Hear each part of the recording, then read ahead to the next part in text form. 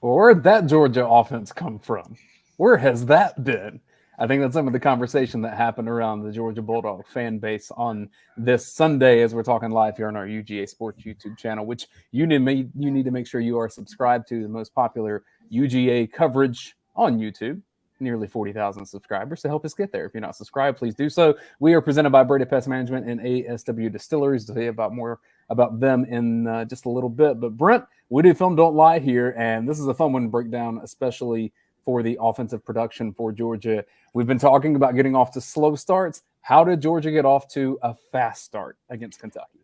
A couple of different things. One is I think the identity of who they are, they've kind of known this, but now I think once you go on the road to Auburn, you play well at the quarterback position, you come back, all right, we really know who we are, and we are a throwing football team.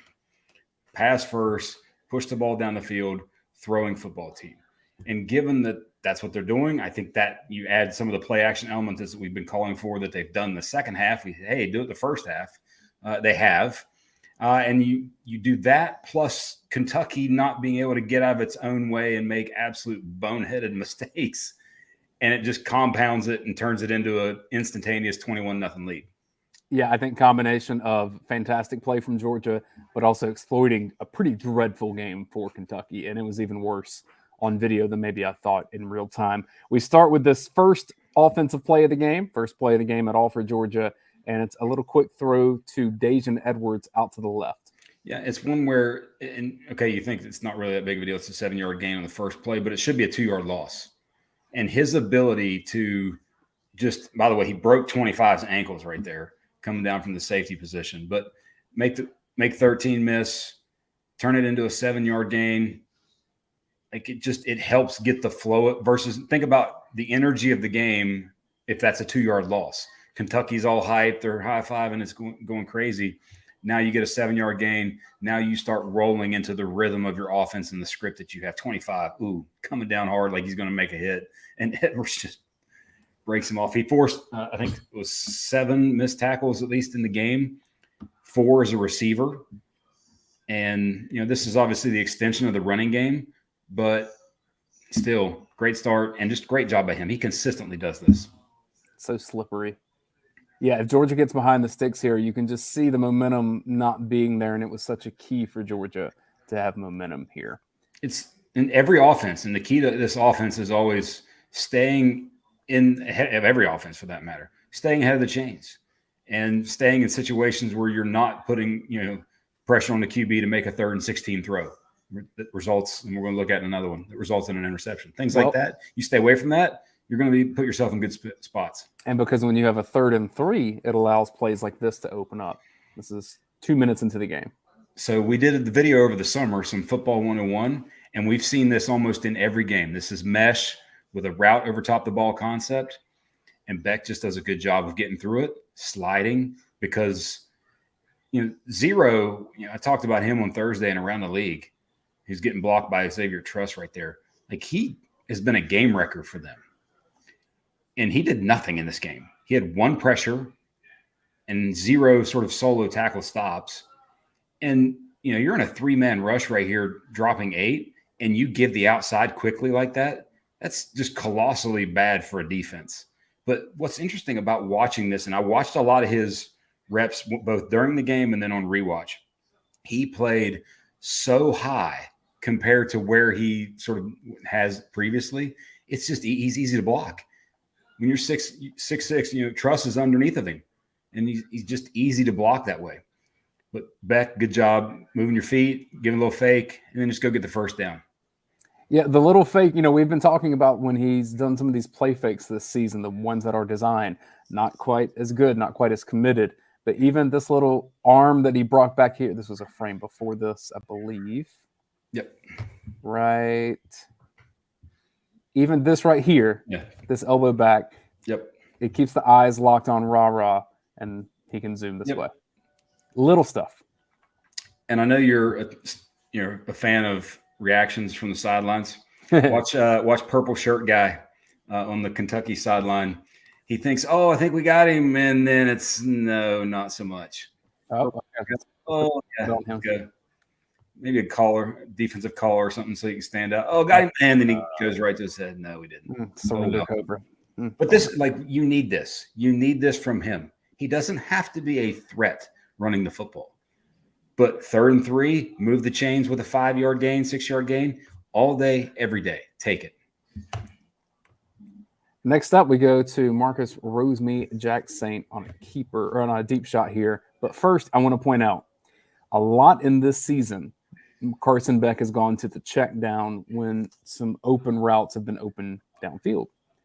Didn't do that here. You're going to get this first down on 2nd and 3 if you throw the check down. And I don't think he should have. And the evidence is there why he shouldn't have.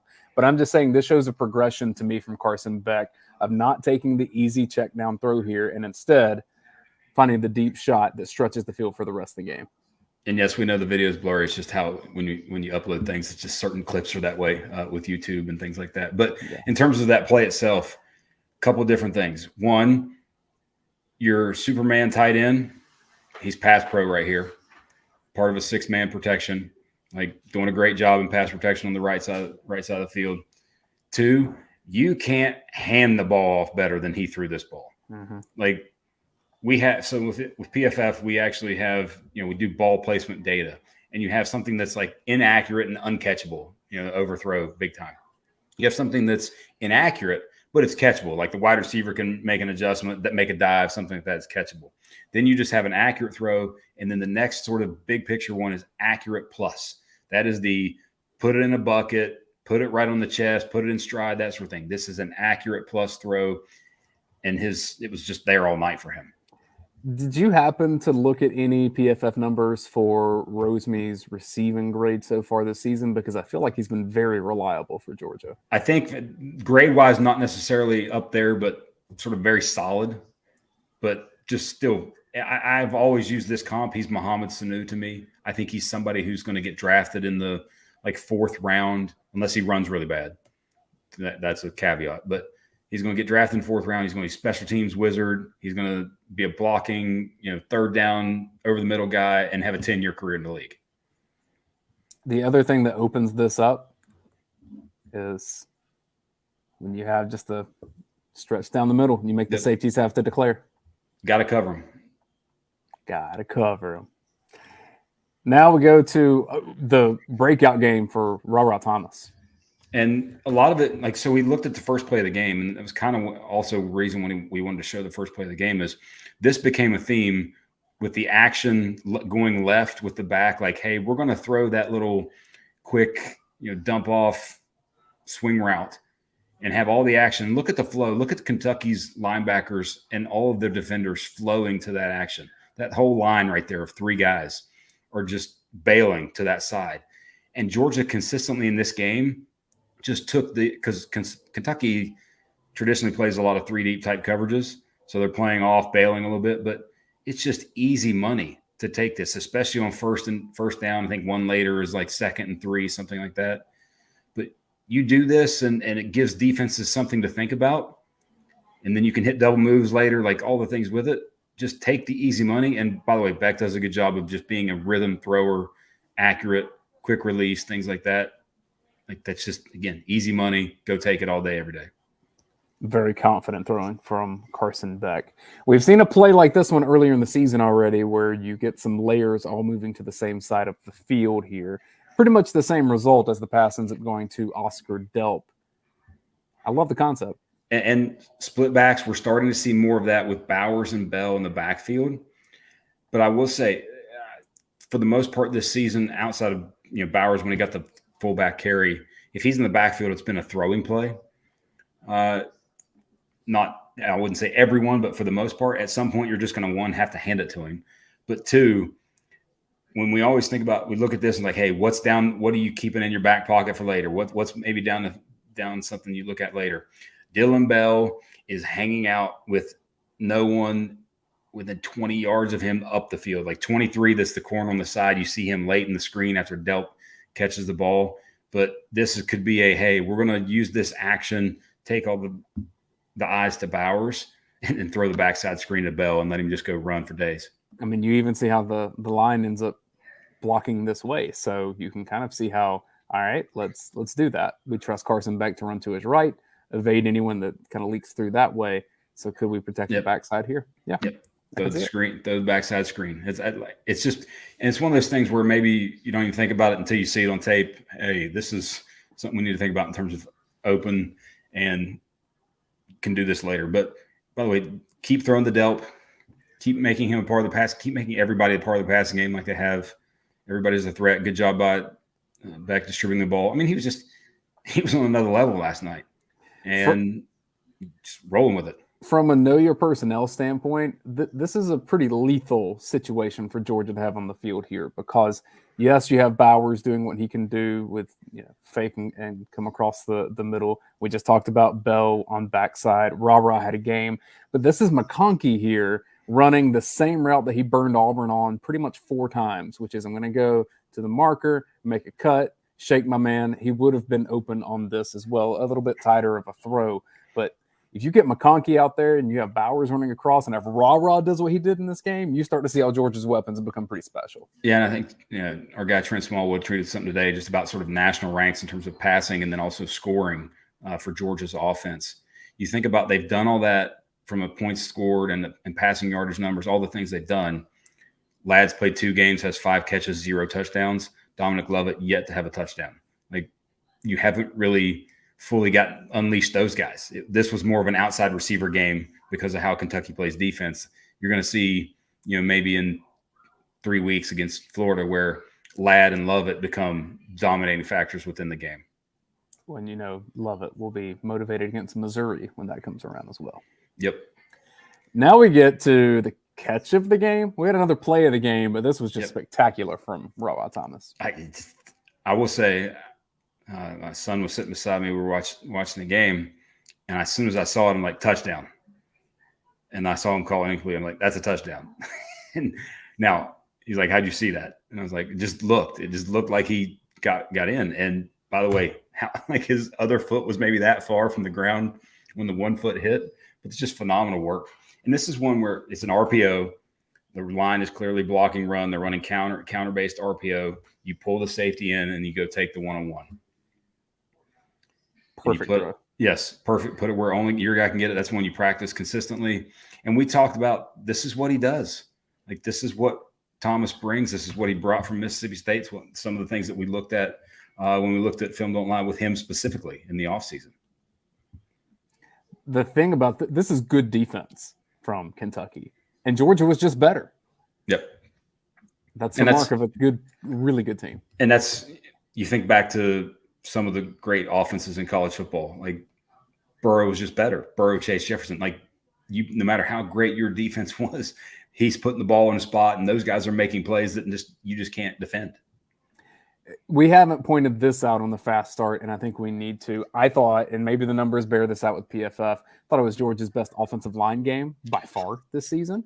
A lot of time for Carson Beck, but then also Mike Bobo and Beck scheming the plays, but then executing just enough quick throws. Beck had time to throw, but he also didn't need a lot of time to throw. Yeah, you make a phenomenal point, because when you think about the PFF factor, so he had pressured 1 drop back, one of his 37 dropbacks pressured. And in terms of run block grade, team run block grade, now that includes everybody. It's not just an O-line grade. It includes Delp, who had his best game, I think. Bet highest in a FBS game, single game, since South Carolina in 2020, when they had 300 rushing yards that game. Cook had a humongous game that game. Yeah. JT Daniels had a big game that game too. So the offensive line played extremely well. And I think a lot of it was what I mentioned earlier was zero. Kentucky just played so high, their defensive linemen, the entire game. And Georgia has a big offensive line as it is. You play high and you let those guys get into you, that's a recipe for disaster defensively.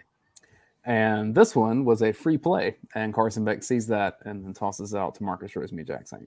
I mean, everybody in the stadium, everybody watching on TV, when you see the offsides call, like Aaron Rodgers and Favre and all them have made this quite popular, but take the shot. Take the shot. And by the way, when you think about and look at it from here in the angle, this ball is perfectly placed, because if he just kind of throws it deep and puts it as a true jump ball, that's probably getting tipped by the safety, or there's the sort of likelihood of completion is very low. This is where the ball had to be. and Rosemy-Jacksaint does a heck of a job coming back and making the contested catch. So you think about prior to this game, I tweeted out actually Georgia was last in the SEC in terms of contested catch rate, 21% coming into the game. They were 3 for 3 in this game. Like there's some randomness to that, and it kind of like baseball, but still they made the plays in this game. You want to know the funny thing to me? It's a free play, so you don't need it. But guess who was going to be open in the middle of the field? Oh yeah, Bowers. There was another play. The one other play that Beck was kind of, I don't think it was the true pressure play, for at least offensive line pressure play, because he held the ball for a while, but he had to step up in the pocket, and the DB came and like knocked the ball out of Bell's right in front of Bell in the middle of the field, backed up against Georgia's end zone. Bowers was open on that play too, and Beck had to sort of slightly tilt his head and get away from that, get away from the pressure a little bit. But when in doubt, 19 always open, and every time, but maybe one catches the ball. I'm going to have you put a bow on how Georgia got off to a fast start in just a second. We have a lot more offensive plays that we're going to diagnose here in a separate video, more of the second and third quarter of what Georgia did against Kentucky. So there's a lot more to come from Film Don't Lie and our play of the game.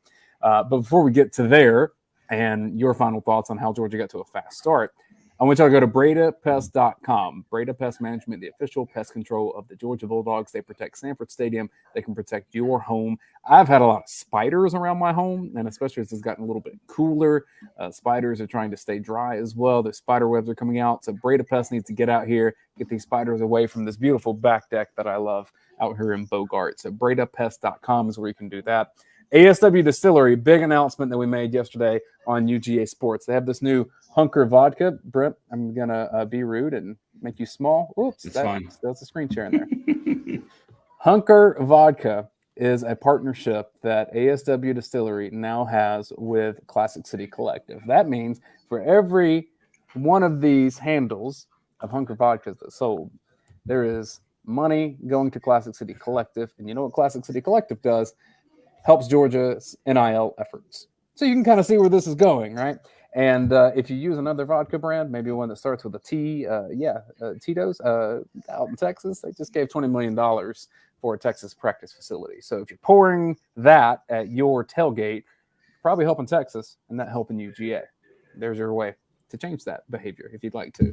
ASW Distillery, I still love their Fiddler bourbon. Make sure you have some of that as well. And if you're at the Battery for the Atlanta Braves game 2 tomorrow, which I hear you're going to be there, Brent. Yes. You may need to step in and just see what the atmosphere is like. There's going to be some nerves, and I think ASW Distillery can help with that. Check out their tasting rooms in Atlanta, ASW Distillery. I love their social channels as well. Okay.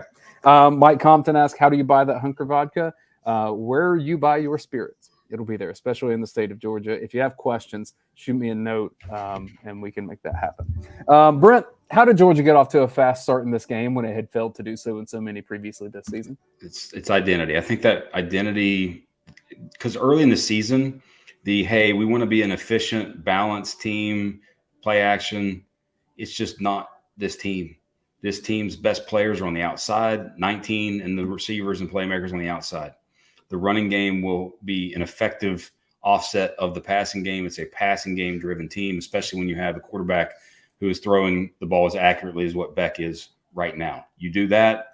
Now, teams are going to put pressure. Teams are going to cover you better, and you're going to have to sort of scheme up things. But it cannot be understated how good Mike Bobo was in this game. Like the calls and the consistent openness that sort of was happening. Now, the distribution part of it and making the choices, that's on the quarterback on the field of play. But I would almost say 8 times out of 10, it was an easy choice for Carson Beck because of what Georgia had schemed up. So you get that rolling. Now you've seen what the possibility of this team is and what it kind of can be, especially when you play with a lead and make teams kind of throw the ball, because again, that's your strength defensively. I still think like there were a lot of run game issues in this game. It just didn't get amplified because of the score and how bad Kentucky was at quarterback and other mistakes. We'll highlight some more of Georgia's offense and have our play of the game and a couple extra videos coming here on the UGA Sports YouTube channel. In fact, our audience is good enough. I think we're going to roll with the second one live. So give us about 5 minutes and we'll crank that up. We're going to go double live tonight and let you all join us there. So a new link will be coming, let's say about 9 o'clock. Thanks, everyone.